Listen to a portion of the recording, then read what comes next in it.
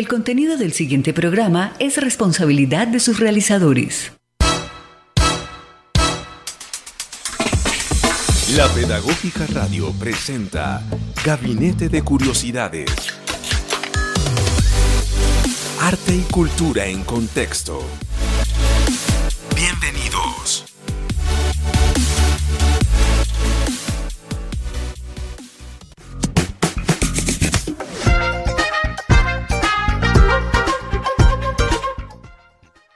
Bueno, bienvenidas, bienvenidos, bienvenides todo el mundo a este nuevo programa, Gabinete de Curiosidades, Artes Visuales en Contexto. Bueno, estamos muy contentos hoy de arrancar un nuevo programa. Nuestro programa de hoy se llama La gente del agua y los caminos de la memoria, USME, territorio vivo. Hoy queremos explorar las miradas colectivas y las formas de autogestión que han marcado la historia de los barrios altos de USME. Primero a partir de un libro que se llama La gente del agua y del proyecto Caminos para la Paz y la Memoria Tiwa Que. Espero haberlo pronunciado bien, ahorita nuestras y nuestros invitados me dirán si sí.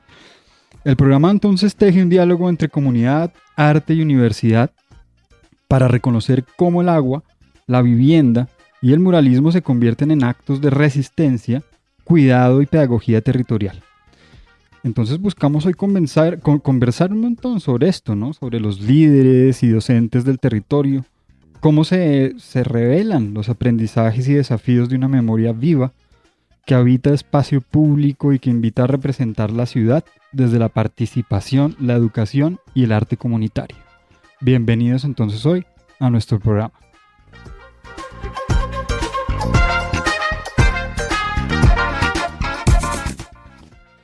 Bueno, entonces hoy estamos con 3 invitadas y un invitado.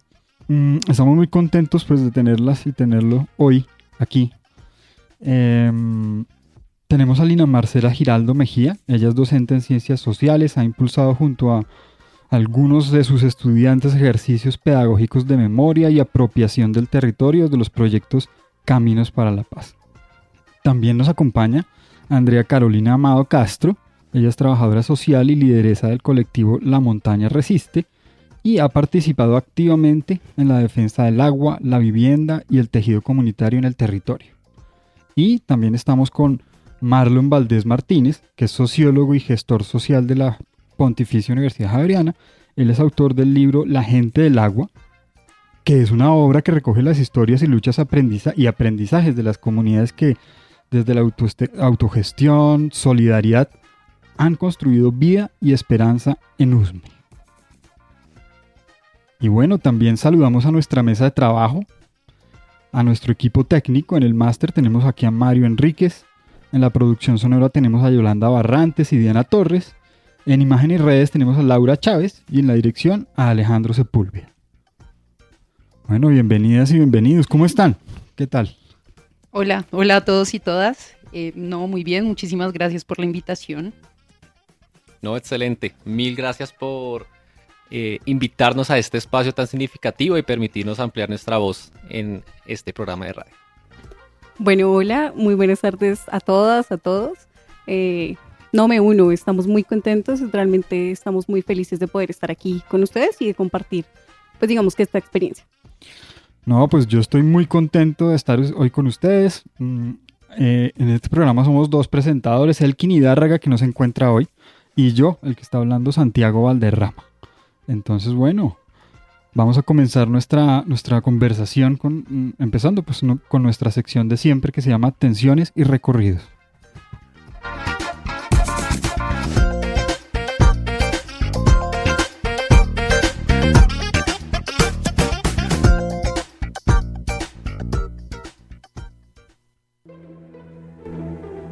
Y ahora, en Gabinete de Curiosidades, Tensiones y Recorridos.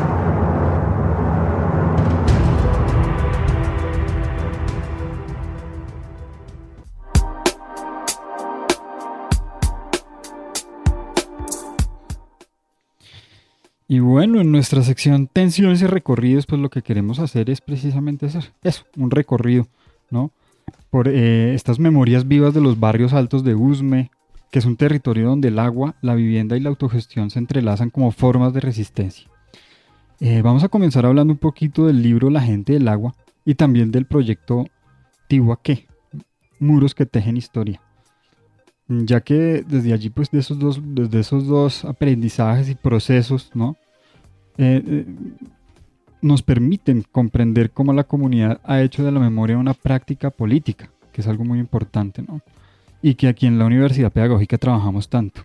Y de allí sale un relato desde abajo que reivindica la autoconstrucción de los barrios, acueductos y espacios comunes como actos de soberanía territorial. Entonces eso es muy importante y en el programa lo hemos trabajado bastante.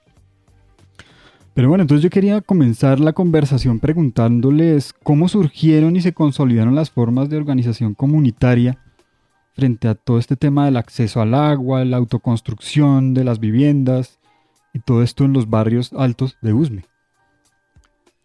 Bueno, pues esta es una temática que se aborda en el libro La gente del agua, la cual pues esta investigación nació también por un interés personal, de familia, de trayectoria de vida, al habitar y nacer en este territorio de Tihuaqué, al tener padres y madres que hicieron parte de estas luchas comunitarias en esta autoconstrucción de los barrios. Digamos que el libro aborda dos ejes temáticos: las luchas por el agua y las luchas por las viviendas. No quiere decir que no hayan habido otras luchas, sino también por esa humildad del investigador, es decir, yo puedo hacer un buen trabajo con estos dos ejes. Entonces eso es lo que pretende hacer la gente del agua. Y en cuanto a la organización, bueno, es una experiencia muy enriquecedora porque, claro, uno generalmente dice luchas comunitarias, bueno, lo hicieron solamente por la autogestión. Y no siempre. Lo que vemos al revisar fuente primaria, historia oral y trayectorias de vida, es que vemos un entramado de múltiples formas de gestión que a su vez configuran la organización comunitaria. Entonces, claro, una vía por la que se autogestiona la vivienda y los servicios públicos fue claramente la autogestión. Rifas, bazares, festivales, mingas. Pero eso estaba en diálogo también con una gestión de tipo clerical, por ejemplo. La Iglesia Católica también estaba allí presente con, bueno, un grupo de mujeres, de hermanas adoratrices, ¿sí? Que ellas llegaron también trabajando principalmente con mujeres que venían de ejercer la prostitución, hicieron un tema de acompañamiento laboral en educación, en jardines, en alimentación, en un montón de áreas fundamentales para un barrio que recién nacía, un barrio informal, y también aportaron a temas de vivienda, servicios públicos y demás. Entonces también hay como esa dualidad, pero también, claro, está el tema de una gestión de tipo clientelista que también entra a jugar allí. Entonces, claro, un área que no está normalizada, por decirlo de algún modo, llegan los políticos en busca de votos, prometen servicios públicos vía servicios básicos que en teoría son, bueno, en teoría no, en realidad son responsabilidad del Estado, pero que las personas de una u otra forma están asumiéndolo por sí mismas. Entonces, claro. Y también, pues los barrios altos de Usme nacen a finales de la década de los 70s, pero hay una llegada de la institucionalidad formal, no por clientelismo, sino realmente formal, más o menos para el 96. En el 96 llega la Universidad Nacional, llega la Universidad de los Andes en el 97, pues con toda esta promesa del acueducto, de tener un acueducto de agua potable, porque dirán, porque hay una lucha por el agua si los barrios altos de Usme están cerca al páramo de Cruz Verde.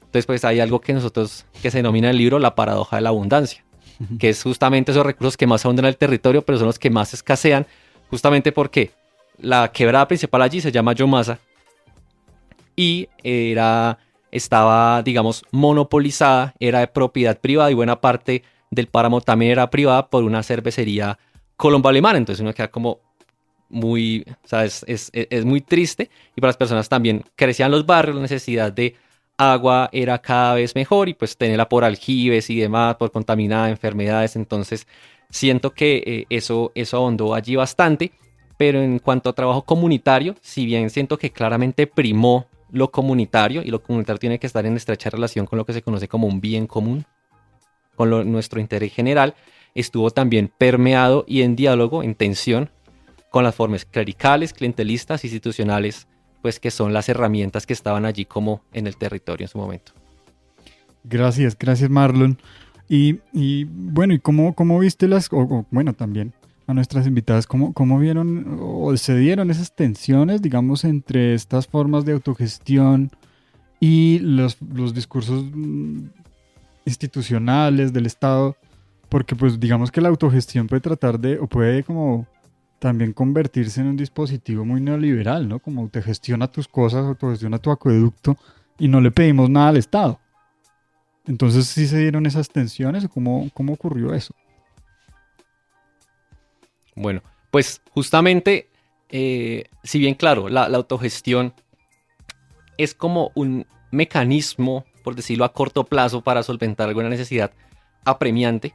El agua, o sea, sin agua no es posible la vida. Una vivienda no tiene significado si no tiene agua o unos servicios básicos para hacerla habitable, ¿sí? Entonces, claro, la autogestión siempre estuvo allí, pero la autogestión cobra sentido cuando se reconocen muy bien sus límites y también es dirigida. Entonces, claro, nosotros no podemos pedirle a la comunidad que a partir de mingas y bazares construya una planta de tratamiento de agua potable, construya un hospital, o sea, no digo que sea imposible, pero es algo muy difícil y más pensando en nuestro contexto bogotano, porque claramente tenemos experiencias de comunas anarquistas en España que autogestionan un montón de cosas, pero bueno, o sea, también el tercer mundo pesa incluso en la autogestión, también se ve marcada allí muy fuerte. Entonces, esa autogestión, yo siento que encontró sus límites en la lucha por el agua. Por ejemplo, en 1996 se creó lo que se conoce como el Festival del Agua. Entonces, el Festival del Agua es un escenario en el que las personas, si bien, claro, tiene un componente de fiesta, una fiesta un poco rural también, con bazares, comidas, juegos y demás, también tiene un componente de resistencia y de denuncia. Y con la resistencia y la denuncia, allí también entra la exigencia al Estado, al distrito. O sea, es decir, claro, somos Bogotá, pero estamos olvidados. O sea, por ejemplo, estaba también una dualidad porque los mismos habitantes en las entrevistas decían nosotros éramos tierra de nadie. Y esa expresión es muy valiosa porque, o sea, uno mira la realidad y claro, no eran de Usme, tampoco eran de San Cristóbal y uno se echaba la pelota con el otro y decía, no, pues es que usted te reclama aquí, reclama allá y las personas también, pues desgastadas también, digamos, como que no podían dar solución a esto, pero claro, en aquel entonces algo muy estratégico es que la vía al llano que conocemos actualmente, por el túnel y demás que nos lleva a Villavicencio, Chipaque, no estaba, sino que la conexión entre Villavicencio y Bogotá estaba por los barrios altos de Usme. Entonces, claro, montar allí una tarima, hacer un bloqueo, claro, presionar desde allí, pues es un factor muy fuerte. Entonces siento también que, claro, la autogestión tiene sus límites. Se construyó, por ejemplo, un acueducto comunitario, pero ya para potabilizarla, pues eso fue un proyecto que, si no estoy mal, fueron como unos 5.000 millones de pesos de la época, del 96, 7, 8, que algo que la comunidad no tenía. Entonces siento también que al reconocer esos límites y al poder también orientar la autogestión de la organización comunitaria con fines de exigibilidad, allí es que se brinda también como una salida y claro, no se cae de pronto en un proceso, pues digamos, de autogestión, pues digamos, sin mucho sentido, porque claramente es algo que incluso es funcional al neoliberalismo. Claro, qué interesante, Marlon. Y eso de los límites de la autogestión, me gusta mucho eso, porque sí, si no existen esos límites, también se desactivan un montón de cosas y tensiones que son necesarias. Y Lina, y ustedes ¿cómo ven el tema de, digamos, de todas estas, digamos, también trabajos académicos, porque ustedes son académicos, como herramientas pedagógicas? ¿Ustedes ven que esto sí llega a los territorios, Andrea? ¿Sí logra algo? Sí, yo siento que bueno, todas estas producciones académicas son muy valiosas porque, bueno, como Marlon lo venía comentando, uno habita el territorio, entonces es habitante de los barrios altos de Usme, es producción académica que sale de allí y que no solamente se queda en estudiar algo ajeno a la realidad, sino estudiar algo completamente contextualizado. Entonces se ve una necesidad en el contexto y empieza a recabarse una serie de información que se construye con las mismas personas, lo cual me parece muy importante y es, no estoy observando algo ajeno a la realidad, sino que investigo en campo, si es, no sé, el tema por el acceso al agua, las luchas por el acceso al agua, investigo con las personas, hago entrevistas, hago trabajo de campo y todos esos recursos los traduzco en un material que entre comillas le llamaríamos académico, pero que lo que hace es recabar toda una serie de memorias de cómo se han construido y se han autoconstruido los barrios altos de Usme. E incluso un poco, ahí para anexarlo, siento que es muy similar a lo que viene pasando actualmente con el proyecto que tú mencionabas, que es Caminos para la Paz y la Memoria Antigua, que si está bien pronunciado, sí, Muros que tejen historias. Siento que también va por ahí porque es cómo desde la organización comunitaria nos autogestionamos espacios para mostrar el arte, para visibilizar las memorias de las personas en un contexto en donde no tenemos acceso a arte, no tenemos acceso a cultura. Claro, yo me sumaría un poco a lo que dice Lina y creo que estoy completamente de acuerdo. Es una apuesta no solamente académica, sino política, porque nosotras somos hijas e hijos de las periferias, de los barrios altos, y creo que es una apuesta en diferentes escenarios, ¿no? Entonces, claro, se hace un proceso de intervención, se realizan acciones comunitarias pensadas, sentidas y protagonizadas por las comunidades, pero también hay un escenario que necesitamos como atravesar o permear, y también ese es el escenario académico, ¿no? Son escenarios en disputa, y claro que es supremamente valioso porque es que es un poco desde la academia reconocer y volver esa valía, esa agencia que tienen los saberes, digamos, esas otras formas de conocer, de existir, de pensar. Siento que es un poco como apropiarlo, entonces claro que sí, son muy cercanos porque es como, bueno, es la voz de quien teje, es la voz de quien construye, es la voz de quien vende la fruta al mercado, la que está puesta y la que está haciendo, digamos que insumo de teorización. Entonces es muy lindo cuando uno se puede acercar y decir como, no, pues que yo conozco a lo que la vecina se está comentando acá, no, es que es el señor del depósito y demás, y cómo estos saberes que de pronto no son tan reconocidos y tan validados por la academia son, digamos que saberes que realmente sostienen y fortalecen el tejido comunitario.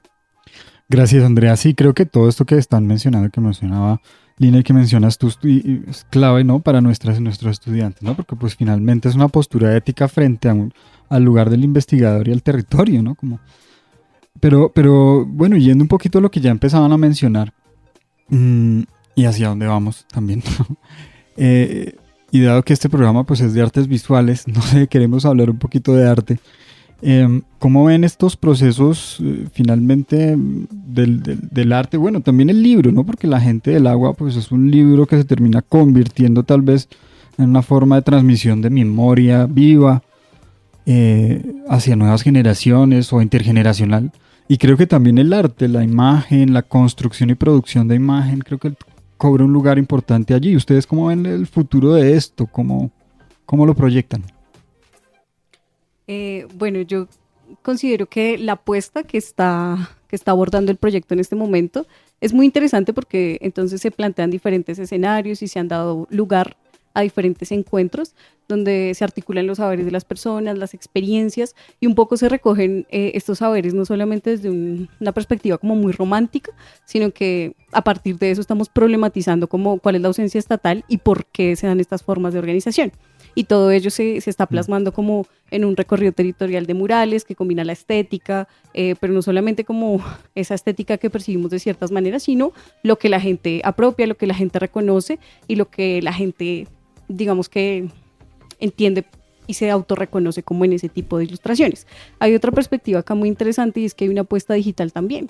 Entonces se están articulando como códigos QR y otras formas de TICs, diríamos de esa manera, para que podamos articular estos procesos de memoria ya no de una forma como tan estática, sino un poco más dinámica. Entonces, hay algo muy bello que caracteriza como los barrios altos de Usme y son los procesos organizativos. Y acá un poco vinculamos como esta parte estética, pero también estas nuevas formas de tecnologías de la educación. Y es porque hay una apuesta intergeneracional.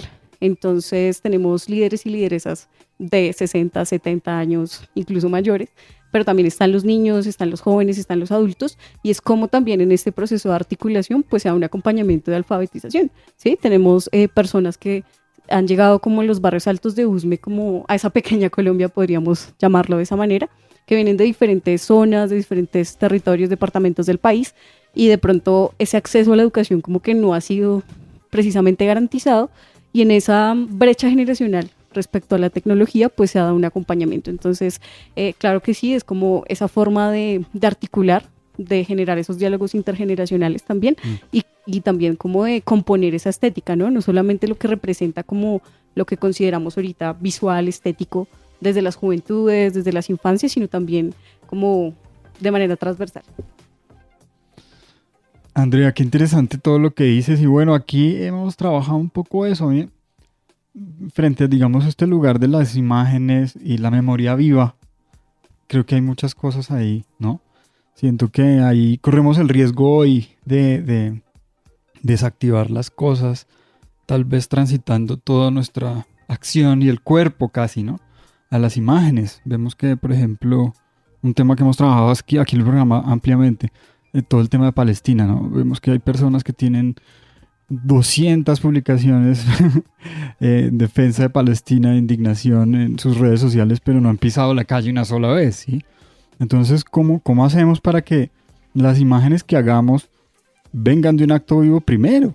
No al revés, que es lo que pasa, ¿no? Como no hay ningún acto vivo y producimos un montón de imágenes e información, pero tenemos que aprender a precisamente pasarlo a través de nuestro cuerpo, ¿no? Hacerlo acto vivo y después sí que ahí llegue la imagen o llegue el contenido. Entonces, siento que de alguna manera el proyecto o los dos proyectos que tenemos hoy aquí con ustedes de alguna forma trabajan en esa dirección, y creo que es muy valioso y muy interesante para nuestras y nuestros estudiantes. Pero bueno, yo dejo de echar carreta y más bien vamos a ir a nuestro siguiente segmento que se llama Miradas y Mirillas.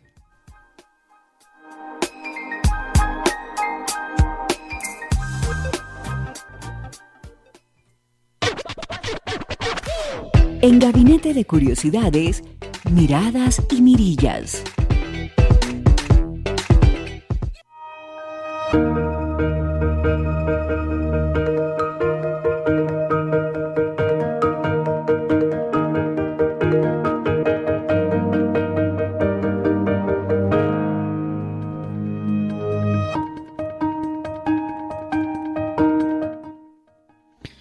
Bueno, entonces aquí en esta sección de Miradas y Mirillas comenzamos a hacer algo que ya estábamos haciendo, que es mirar un poquito hacia adelante, cómo se imagina esto desde el presente, cómo se están imaginando esto desde el presente.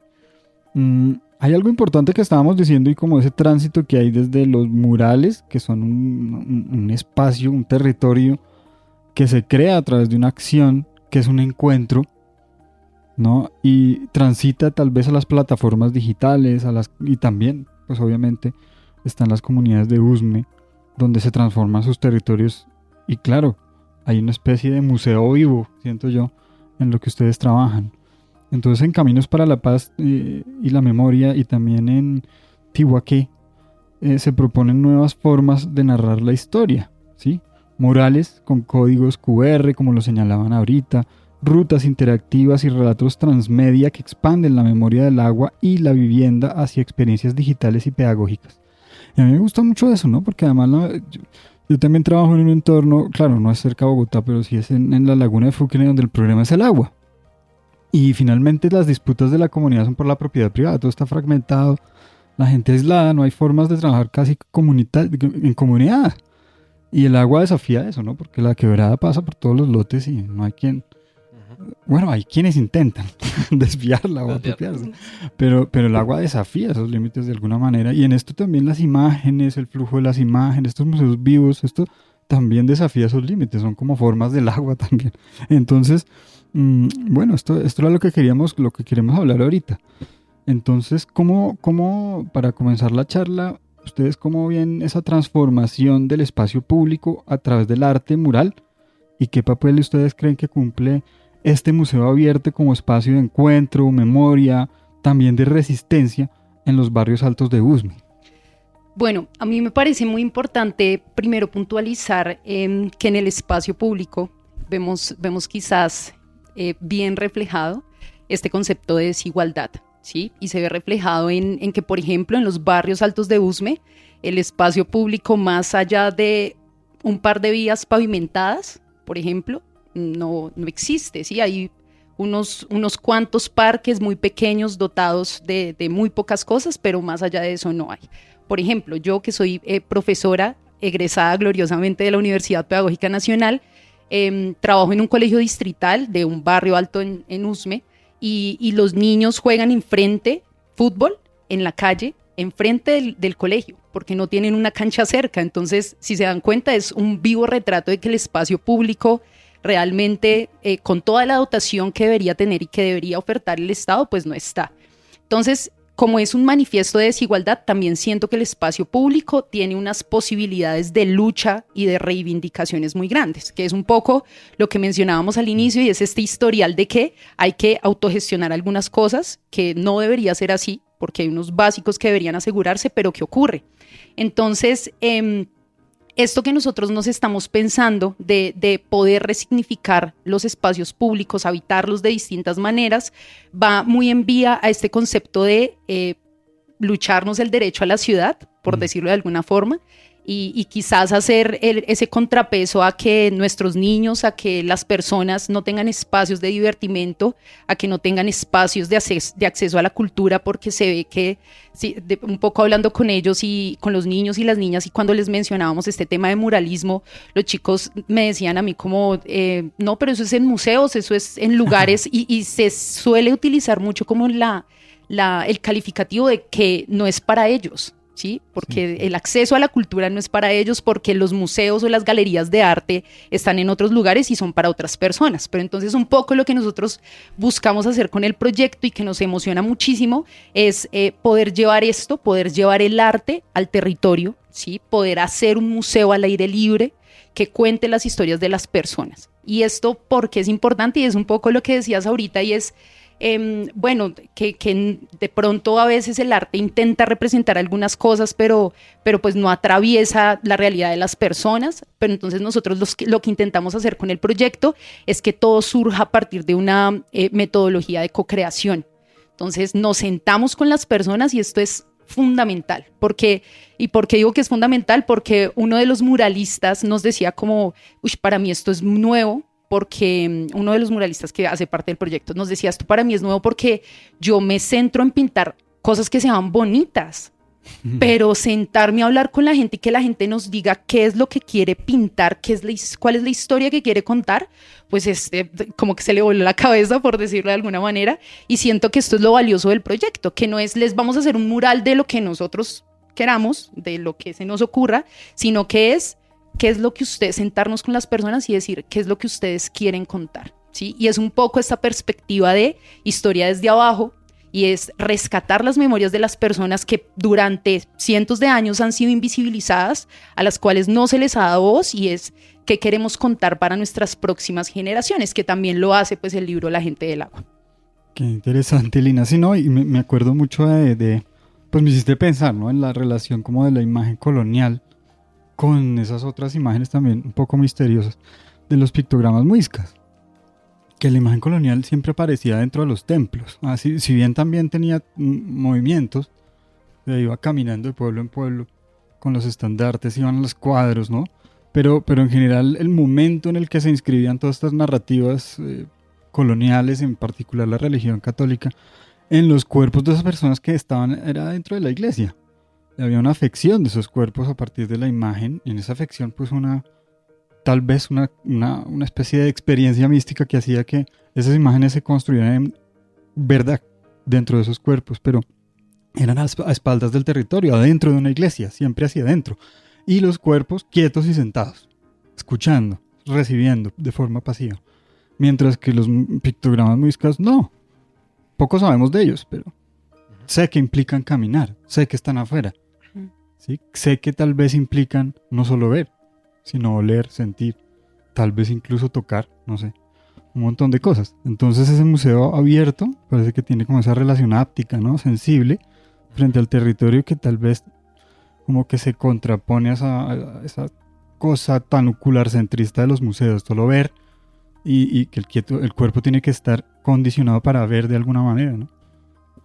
Y que también me parece importante y puntualizar que siento que en algunos lugares de Bogotá y bueno, y de todas las ciudades del mundo, hay lugares y hay sitios que a las personas les producen topofobias, ¿sí? Entonces es esto de que me produce miedo estar en el espacio público porque ya tenemos la idea de que es un espacio cerrado, es un espacio abierto, perdón, es un espacio inseguro, es un espacio sucio, si no es el condominio cerrado, encerrado como las grandes ciudades que entonces nos venden, pues no se puede habitar. Y es un poco lo que nosotros intentamos hacer, y es que ese espacio público se vuelva a recorrer, ¿sí? Que se vuelva a habitar. ¿Y cómo se vuelve a habitar? Con arte, con cultura, con entonces los murales que cuenten las historias de las personas y que luego eso se convierta en una ruta de la memoria que enlace todos los murales y que las personas puedan un poco conocer la historia y también habitar el espacio público.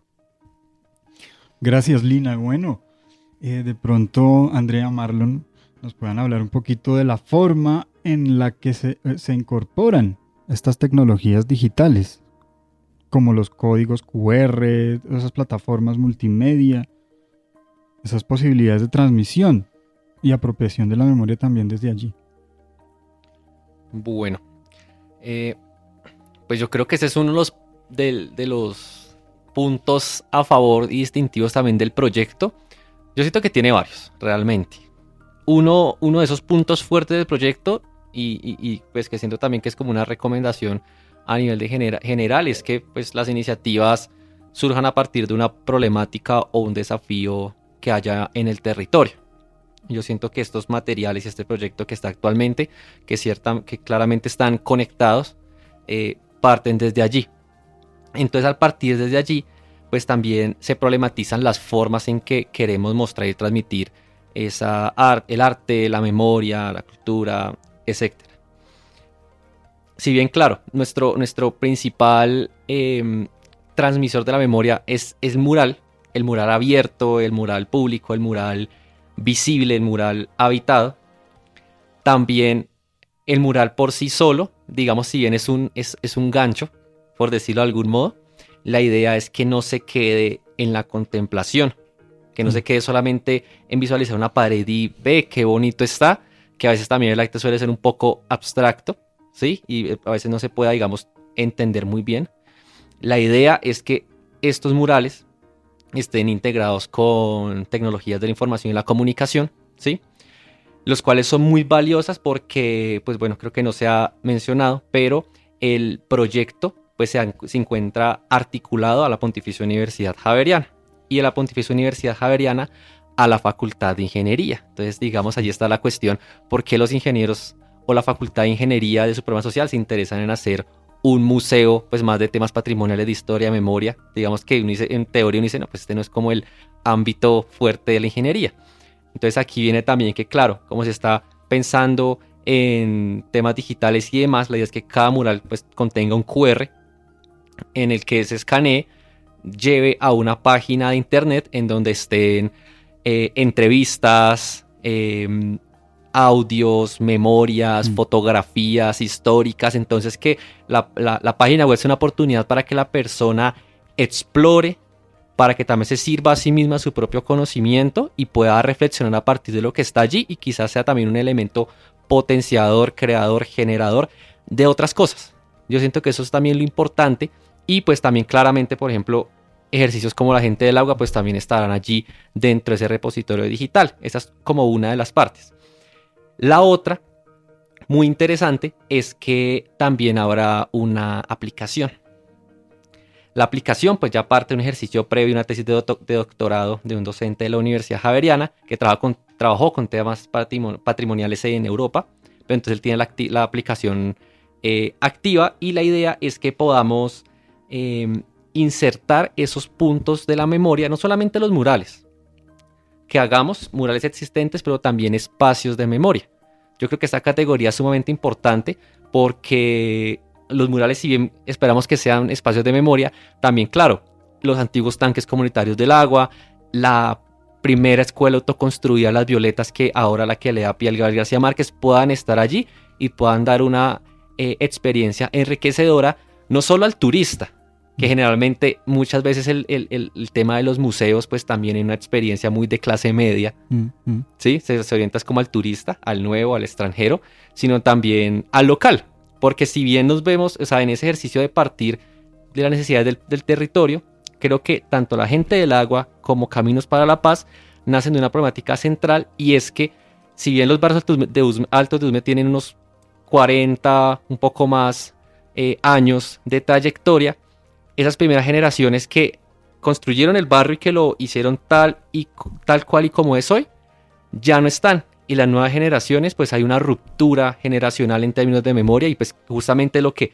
busca la gente del agua y lo que busca Caminos para la Paz es, uno, sistematizar, transmitir, rememorar la memoria, pero ahí entra la pregunta también de rememorar cómo. Una cosa es que llegue un investigador de extranjero o de una universidad que uno conozca o de una persona, pues digamos, de un lugar X, que identifique mi historia y diga, oh, eso tiene potencial, yo lo sistematizo, lo saco en un libro y yo no vuelvo por allá. Eso es una cosa. Otra cosa es que también en ese ejercicio de autogestión y autonomía, no solamente las necesidades, sino también del saber. O sea, la autogestión también debe ser epistémica. Sí. Que las mismas personas de la comunidad puedan, bueno, yo voy a sistematizar mi propia historia, la de mi comunidad. Entonces también eso es lo interesante, porque si bien en Caminos para la Paz está la Universidad Javeriana, digamos, apoyando con una financiación también, está el colegio, están los profes, están los colectivos, están las lideresas comunitarias, están investigadores y está la comunidad. Entonces ahí se hace un sancocho realmente enriquecedor para pues darle trayectoria a esas iniciativas. Qué chévere, la idea del sancocho. El sancocho enriquecedor. Está bueno. Pero me hicieron acordar de muchas cosas. Me acordé del movimiento nadaísta que hacían estos festivales nadaístas en los barrios de Bogotá. Y que una de las frases de Gonzalo Arango era como que había que sacar los cuadros del Museo Nacional a orearlos un poquito, no colgarlos en los semáforos, decía. Entonces eso me acordé. Tal vez es como, siento que hay cosas que empiezan a pasar ahora en los contextos de Bogotá y del país, que se parecen a cosas que pasaban en esa época, como si hubiera algo similar, ¿no? Y entonces me llama mucho la atención eso, por un lado. Y también con lo de las imágenes digitales, siento que hay una potencia grandísima. A mí me encanta un autor que se llama George D.D. Huberman, y él tiene un libro muy bueno que se llama Imagen a pesar de todo, sobre las migraciones humanas, como a causa de la guerra, desplazamiento. Y entonces él ve como, por ejemplo, las imágenes siempre llegan primero que los cuerpos. Siempre pasa primero esa imagen del otro, el muro, y va llegando. Pero siempre llega el cuerpo, o sea, se consolida la imagen cuando llega ese otro, al otro lado, ¿no? Entonces es lo interesante de eso, ¿no? Cómo desde estas herramientas digitales se puede llevar a la gente a estos lugares, como a recorrer al barrio, a conocer a la gente, a conocerlas a ustedes, a usted. Cómo hacer esa transición, porque hay como una especie de ¿no? En las redes y demás hay como una especie de sensación o de presentación de la realidad que desactiva un poco el movimiento de las personas, que bueno, que ya más o menos lo había yo dicho ahí. Pero me interesa, bueno, qué carreta que echa uno, ¿no? Entonces, pero bueno, me interesa ver cómo nuestros estudiantes, muchos están tratando de hacer trabajos en barrios también, y sobre lo comunitario, que es lo que está bajo ataque ahorita en el mundo. Creo que es importante también entender y que ustedes nos cuenten un poquito del proceso. ¿Cómo fueron esos procesos? ¿O cómo es ese proceso? Nos des de pronto alguna idea de cómo era ese proceso en el que se construyen las imágenes. ¿Qué pasa en ese momento? Cuando hacen un mural, cuando se encuentran, ¿qué pasa ahí? No, pues digamos que justo lo interpreto mucho por el lado de los espacios que hemos tenido con las personas en esos encuentros de co-creación, y es, nosotros nos sentamos como equipo dinamizador, ¿sí? Nos sentamos y decimos, bueno, ¿qué metodología vamos a llevar para el siguiente espacio? Justamente para crear esas imágenes, ¿sí? Para crear esas imágenes de esas historias que las personas quieren contar. Entonces, intentamos crear una metodología así como estructurada, clara, que resulta que en la práctica no resulta ser tan así, sino que se va ajustando según las dinámicas de las mismas personas, porque un poco también de eso depende la intervención, entre comillas, o más bien el motivar la participación de las personas, y es que las mismas personas vayan dando como la línea de lo que se debe seguir. Y en esa creación de las imágenes es muy importante que siempre lo que nosotros intentamos hacer es generar espacios de diálogo. O sea, nosotros consideramos la palabra el movilizador de todo, incluso de las mismas imágenes, ¿sí? Con este propósito que es rescatar las memorias de las personas, ¿sí? Entonces lo hacemos por medio de la oralidad. Y ya luego de que nos encontramos con las personas es ponernos a echar carreta, diríamos así, con un sentido, claro, con un propósito, pero también decirles a las personas que tienen la libertad creativa para hacer. Y no se imaginan lo bello que es ver a personas, a señoras, señores de 60, 65, 70 años, dibujando en una hoja cómo era su barrio cuando hacía 40 años, cuando recién llegaron. O cómo era su barrio antes cuando llegaban las mangueras desde los tanques y se las cortaban y habían unas pugnas entre la misma comunidad y bueno, o cómo la misma juntanza fue la que proporcionó pues esta posibilidad de acceso al agua. Pero ¿a qué voy con todo esto? Voy a que definitivamente el proceso de creación de la imagen pasa por la memoria de la persona, de las personas que participan en esos espacios, pasan también por su capacidad creativa, pero pasan o un poco por la interpretación que tenga el artista, y es en todos estos espacios que nosotros tenemos siempre hay artistas que nos están acompañando, y que un poco lo que estamos intentando hacer con el proyecto es que sean artistas del territorio del barrio. Entonces, quienes participan, los muralistas o los grafiteros que se vincularon al proceso, principalmente son de la localidad o del sector, y tienen un trabajo comunitario también muy fuerte. Y esto es valiosísimo porque no es, digamos, que el arte por el arte, sino es un arte con un sentido y con un objetivo. Bueno, sí, me parece también crucial destacar un elemento, y es que la metodología también se compone digamos que en base a los conocimientos que tienen y que poseen como los diferentes integrantes pues que acompañan el proyecto, ¿no? Entonces es una apuesta, claro, es una metodología también pues obviamente muy pensada, muy sentida, crítica también, pero que responde a las dinámicas del territorio, y con eso también me quiero como unir un poco a la charla de la pregunta anterior, y es que es un espacio situado, es decir, nosotros no vamos acá a implementar como metodologías que quizá responderían a otro tipo de territorios, a otro tipo de escenarios, sino que son ellos quienes nos brindan esos insumos para que las acciones se puedan articular. Entonces lo que decía Lina es súper importante, o sea, encontramos a personas de diferentes edades como plasmando sus ideas, a los artistas como en las mesas, trabajando con los niños, escuchando, haciendo parte del proceso, y creo que no es ya un producto ajeno, como que bueno, nos imaginamos y de pronto nos dice esto la IA, esto una cosa, la otra, no, sino que son realmente las voces de las personas, son las personas quienes construyen.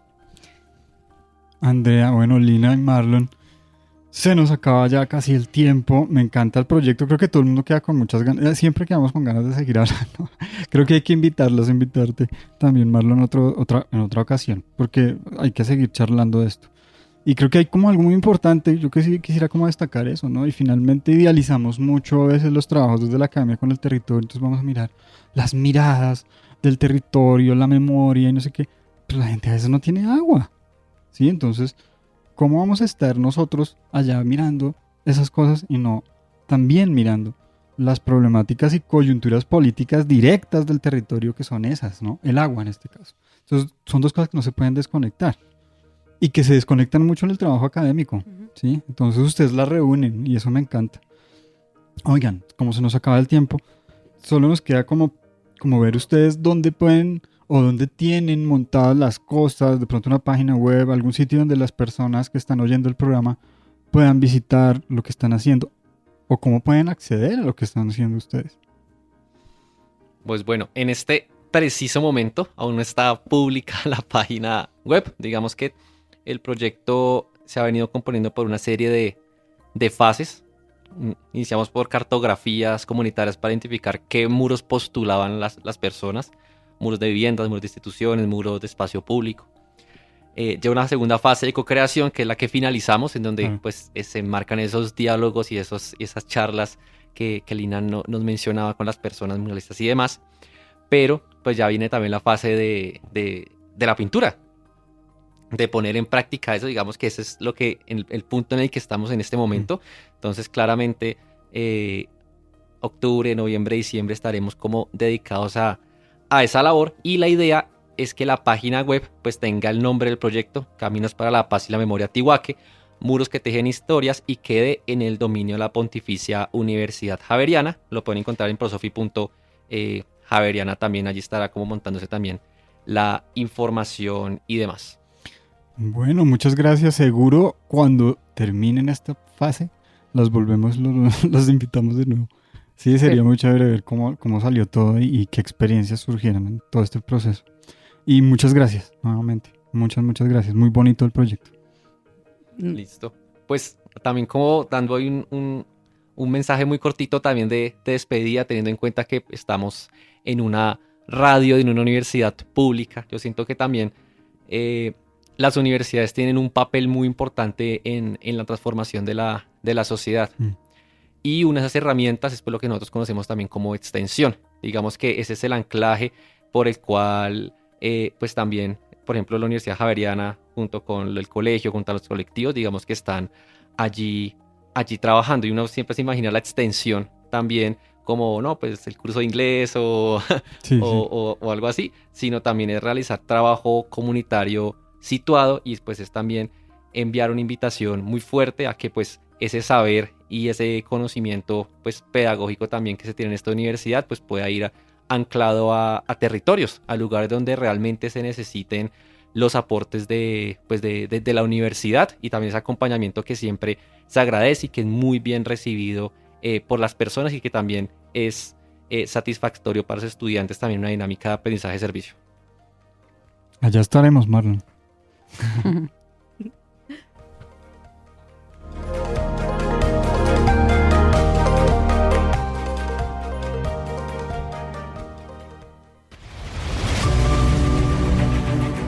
Universidad Pedagógica Nacional. 70 años siendo la educadora de educadores.